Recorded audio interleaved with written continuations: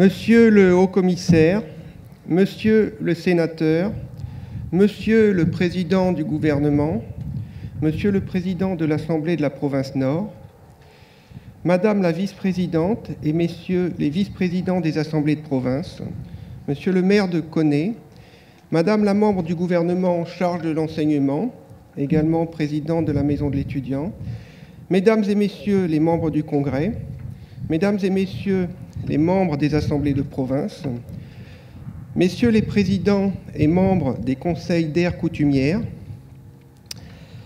Madame la commissaire déléguée, mon colonel, mon commandant, Monsieur le président du tribunal de Koné, Messieurs les grands chefs, chefs et responsables coutumiers, et en particulier Mesdames et Messieurs les représentants du GDPL de Bako, Mesdames et Messieurs les directeurs et chefs de service,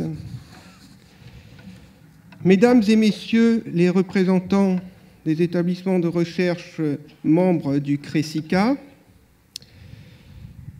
Monsieur le Président et Monsieur le Directeur général de la SIC, Madame et Messieurs les représentants de la CCI, Madame la Directrice du GIP Cadre Avenir Formation, Mesdames et Messieurs les élus du Conseil d'administration de l'université, Mesdames et Messieurs les mécènes de la Fondation universitaire, Mesdames et Messieurs les membres de la presse, chères étudiantes, chers étudiants et chers collègues, Mesdames et Messieurs, bienvenue à toutes et tous à l'Université de la Nouvelle-Calédonie.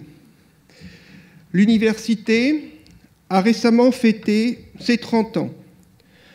30 ans d'ambition, de projet, de développement et au final de consensus sur la nécessité de l'outil universitaire et son rôle central pour la Nouvelle-Calédonie et son rééquilibrage. Dans ces 30 années, 1999 est une date charnière. C'est celle de la séparation de l'Université française du Pacifique en deux entités, donnant naissance à l'Université de la Polynésie française et à l'Université de la Nouvelle-Calédonie. Cette séparation et la création d'une université de plein exercice étaient rendues mécaniquement nécessaires par l'accord de Nouméa qui fixait des objectifs à l'université en ce qu'elle devait répondre aux besoins de la Nouvelle-Calédonie en termes de formation et de recherche, ainsi que développer une recherche et des enseignements sur les langues kanaks. 2011 est une date moins connue, mais également extrêmement importante pour l'université. C'est le moment où l'Université de la Nouvelle-Calédonie est autorisée à devenir autonome, au sens de la loi de 2007, loi relative aux libertés et responsabilités des universités, dite loi LRU. À partir de là, à partir de cette loi, tout change pour les universités. Elles deviennent autonomes sur quasiment tout, le ministère de l'Enseignement supérieur et de la Recherche exerçant essentiellement un rôle de supervision. Les universitaires mènent naturellement toujours leurs recherches librement. En matière pédagogique, ils décident eux-mêmes de leur programme, font les sujets d'examen, corrigent les copies, composent les jurys, etc. Mais la loi LRU donne une autonomie très large en matière de ressources humaines et d'utilisation de la subvention pour charge de service public, qui est la dotation de fonctionnement de l'université. Pour bien comprendre cette latitude, sa portée, je la résume souvent en disant que l'université peut créer des emplois de fonctionnaires de l'État sur décision de son conseil d'administration et procéder ensuite elle-même au recrutement. Le passage à l'autonomie se faisait après un audit extrêmement exigeant de chaque université candidate. L'UNC a connu cet audit en 2010 sous la présidence de mon prédécesseur et ami Jean-Marc Boyer, que je salue. Et au terme de cet audit, l'UNC a été la première université d'outre-mer autorisée par l'État à exercer son autonomie. Dès lors, je le redis, tout a changé. L'université a trouvé en son sein, et également à l'extérieur, des capacités de gestion, de pilotage, de développement, des porteuses et des porteurs d'ambition qui ont fait, d'une part, que nous ne nous sommes jamais trouvés en difficulté, et encore moins en panne d'idées, mais également que les premières années après l'autonomie nous ont permis de disposer d'une trésorerie suffisante pour amorcer des projets structurants. Ces projets, vous les connaissez. Après le rassemblement sur un seul site à Nouville en 2012, la construction du grand amphithéâtre, du restaurant universitaire et de la bibliothèque universitaire, construction quasiment concomitante à la construction du village des Jeux, ensuite devenu résidence universitaire, il y eut la création de l'IUT et les emplois attribués directement par le président Hollande quand il est venu en Nouvelle-Calédonie en 2014, 10 emplois échelonnés sur 5 ans qui ont permis le développement de l'IUT. Il y eut également, récemment, la création du pôle Sigma, à savoir des infrastructures de recherche de pointe, couplées à des infrastructures également ultramodernes, de pédagogie innovante et numérique, notamment cofinancées par l'OPT. Les décideurs présents aujourd'hui connaissent bien ces infrastructures puisqu'ils les ont financées en partie dans le cadre du contrat de développement État-intercollectivité. Ce qui est important, c'est que les capacités de gestion de l'université ont toujours permis des cofinancements facilitant les tours de table. Ainsi, le pôle Sigma, de 1,8 milliard de francs pacifiques, a été financé quasiment à 50% sur ressources propres de l'université. Aujourd'hui est une autre date majeure pour l'Université de la Nouvelle-Calédonie, avec l'ouverture du campus universitaire de Bako. Là également, le contrat de développement État-intercollectivité a été sollicité. La décision de financement étant prise par Mme Vallaud-Belkacem en 2016 et annoncée la même année lors de sa venue à l'Université de la Nouvelle-Calédonie. L'Université, la Nouvelle-Calédonie, la province Nord et la province Sud cofinancent le projet, dont la part très majoritaire revient à l'État. L'Université de la Nouvelle-Calédonie est l'université du pays. La présence de la Nouvelle-Calédonie et de la province Sud dans le financement atteste évidemment qu'il en est de même pour son antenne à Bako. Cette antenne est peut-être avant tout un outil d'aménagement territorial. Ainsi, en métropole, chacune dispose, s'il le souhaite, d'une université à moins de 80 ou 100 km de son domicile. Le maillage territorial est réel. En Nouvelle-Calédonie, cela est plus compliqué si vous n'habitez pas dans le Grand Nouméa, et particulièrement pour les populations du Nord, de l'extrême Nord et des îles. Cette antenne fait de l'université une université multicampus, comme quasiment toutes les universités métropolitaines. En 2013, j'ai été élu président de l'université pour un mandat de 4 ans. Dans mon programme figurait la création d'une antenne de l'université en province Nord. Ma profession de foi indiquait « Il est proposé que l'UNC prépare l'ouverture d'une antenne pilote à Koné ». Cet engagement, je m'en souviens, a suscité à l'époque beaucoup de scepticisme. Mais maintenant, grâce aux partenaires que j'ai cités, grâce également au relais que nous avons pu avoir par nos parlementaires à Paris, l'antenne est une réalité. Et nous avons même dépassé l'ambition première d'une antenne pilote. Car le campus de Bako porte une ambition, j'y reviens dans un instant, mais surtout s'affirme immédiatement, dès à présent, comme un lieu de plein exercice de l'enseignement supérieur et de la recherche. Cette antenne est dirigée d'un point de vue administratif par Samuel Gorouna, docteur en économie de l'Université de Paris 1, que vous connaissez, mais dont je voudrais tout de même rappeler le parcours remarquable.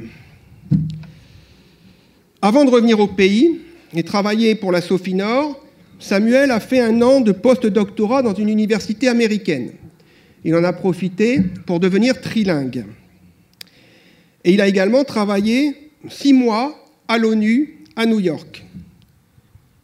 Qui peut en dire autant en Nouvelle-Calédonie? Comme vous le savez, pour ceux qui le connaissent bien. Cela n'a pourtant jamais entamé son humilité. Outil d'aménagement, outil de rééquilibrage par la formation, d'accélérateur des conditions du développement économique, je conçois également l'université, et plus particulièrement encore le campus de Baco, comme un outil d'émancipation. Émancipation des femmes et des jeunes femmes. Et il suffit pour s'en convaincre de voir la part de ces dernières dans les étudiants inscrits à Baco. Si la part des filles y est si importante, c'est que nombre d'entre elles n'ont pas pu, pour raisons financières, familiales, de maternité, suivre des études à Nouméa. Corollaire à l'émancipation, je voudrais dire que les activités liées à la vie étudiante seront également déployées à Baco. Ainsi en ira-t-il des dispositifs d'aide, de nos animations culturelles, de même que de notre politique contre les violences sexistes et sexuelles.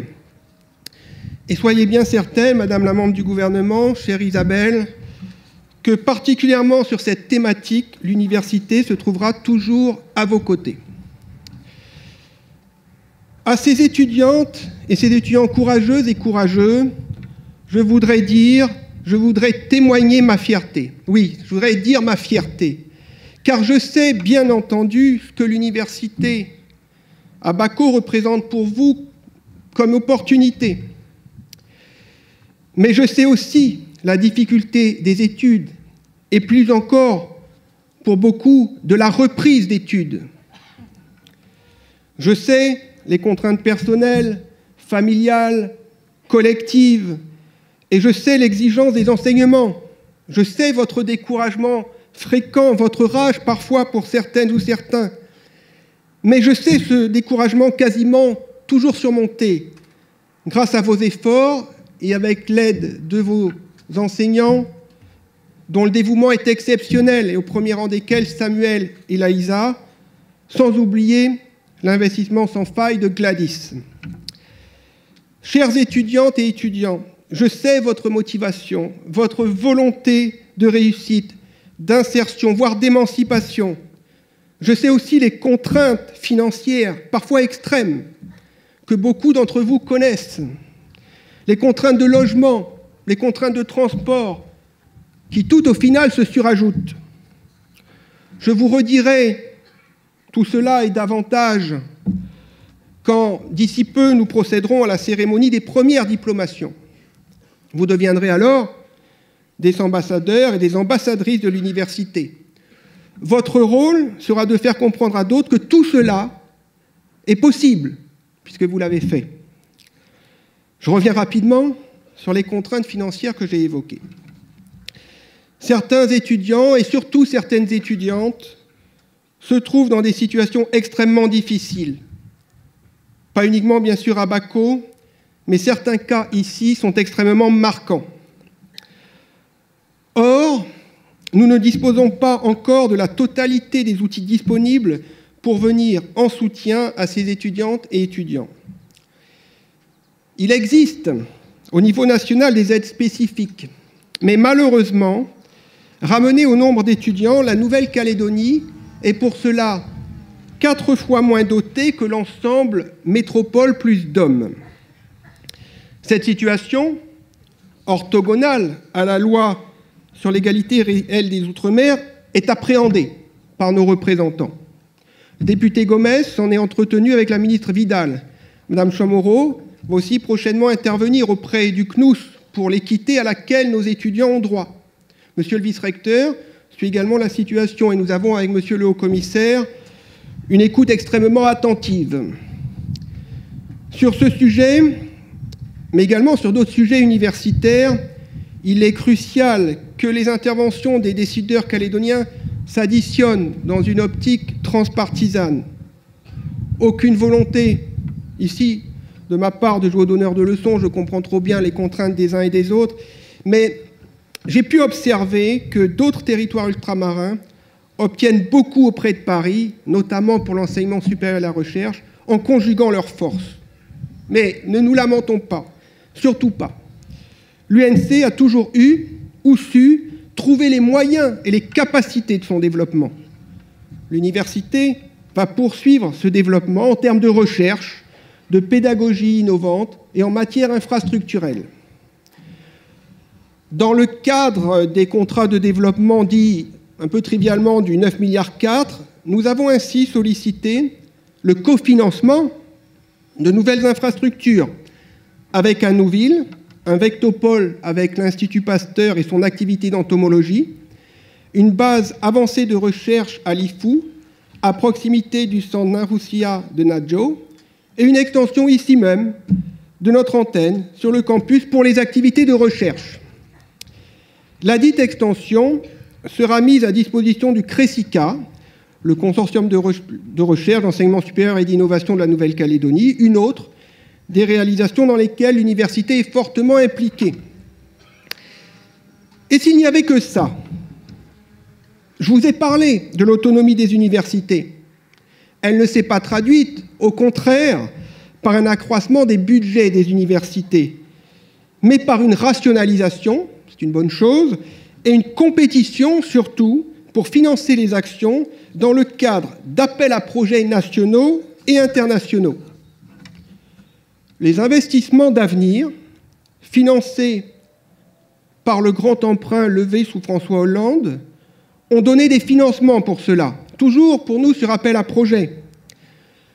Pour résumer le principe, je dirais que dans l'enseignement supérieur et la recherche, on ne vous donne pas d'argent pour être performant, on vous donne de l'argent si vous êtes performant. La performance s'entend par la capacité à convaincre des partenaires, des collectivités, participant au financement du développement universitaire, par la capacité à mettre en œuvre et à piloter un tel développement. En réalité, pour une université aujourd'hui, la performance est indissociable de sa crédibilité. Cette crédibilité, l'UNC l'a acquise, de même que le CRESICA. Il suffit de relire concernant le CRESICA la déclaration de politique générale du président Santa. Cette crédibilité fait de l'UNC un acteur incontournable de l'enseignement supérieur, recherche, innovation dans le Pacifique Sud. La performance s'atteste donc aussi par la capacité subséquente à obtenir des financements majeurs, y compris pour le fonctionnement de la structure, via des appels à projets à haute sélectivité. Et dans ce cadre donc très compétitif, où en est l'Université de la Nouvelle-Calédonie ? Nul besoin de nous comparer pour une fois à des universités de taille identique à la nôtre. Non, nous sommes tout en haut de l'échelle. Pour la réforme de nos licences, passant du standard de 3 ans à 2 ans et demi ou 3 ans et demi, c'est la réforme TREC, nous avons été lauréats d'un appel à projet du programme d'investissement d'avenir, le PIA, et nous avons obtenu 6 millions d'euros sur 10 ans. Ramené au nombre d'étudiants, c'est plus que pour toute autre université lauréate, et de très loin. Nous venons également d'obtenir un financement de 3,7 millions d'euros du PIA en partenariat avec la Direction générale des enseignements de la Nouvelle-Calédonie, du vice-rectorat, pour optimiser la transition de l'enseignement secondaire vers l'enseignement supérieur. Nous venons enfin d'être très récemment lauréats d'un autre appel à projet, toujours du programme d'investissement d'avenir, à hauteur de 260 000 euros de financement obtenu pour un budget total de 660 000 euros, pour ouvrir à Wallis, dès 2022, une université numérique. En termes de recherche, nous sommes également lauréats d'un appel à projet, cette fois européen, dédié à l'agriculture familiale dans le Pacifique et à la résilience au changement climatique, pour un montant de 1,4 million d'euros. En tant qu'université d'État, nous étions éligibles, non pas à ces financements, mais au droit à concourir pour ces financements. Nous sommes, en réalité, la seule université d'outre-mer lauréate de tels appels à projets des investissements d'avenir. Et pas une fois, pas 2 fois, mais 3 fois. et ce n'est certainement pas terminé. Voici les éléments, malgré toute l'humilité océanienne, que je voulais partager aujourd'hui avec vous. Avant de conclure, je voudrais affirmer que le développement de l'INC se fera maintenant sur plusieurs sites. Nouville, Bako, Lifou probablement, Mataoutou, Port-Vila enfin. Le développement sur Bako sera impulsé par des formations nouvelles qui seront adaptées aux spécificités territoriales, pensées avec la province Nord et destinées à accueillir des étudiants de tout point de la Nouvelle-Calédonie. Ça a d'ailleurs été évoqué dans la cérémonie coutumière. Je remercie le président de la province Nord pour la confiance accordée depuis de très nombreuses années et pour la fluidité des relations avec ses équipes. Ce développement sera conditionné aux moyens de fonctionnement de l'antenne, aux moyens de fonctionnement du campus, dont je ne doute pas qu'ils seront à la hauteur de l'enjeu. Aujourd'hui, nous inaugurons donc le campus de Bako. Dans 20 ans, dans 30 ans, les étudiantes et les étudiants qui étaient ici pourront dire, comme nous tous, « j'y étais ». Et comme un clin d'œil, je vous dirai que nous ferons le bilan complet dans 70 ans, puisque c'est la durée du bail qui nous lie au GDPL de Bako. Je vous remercie de votre attention.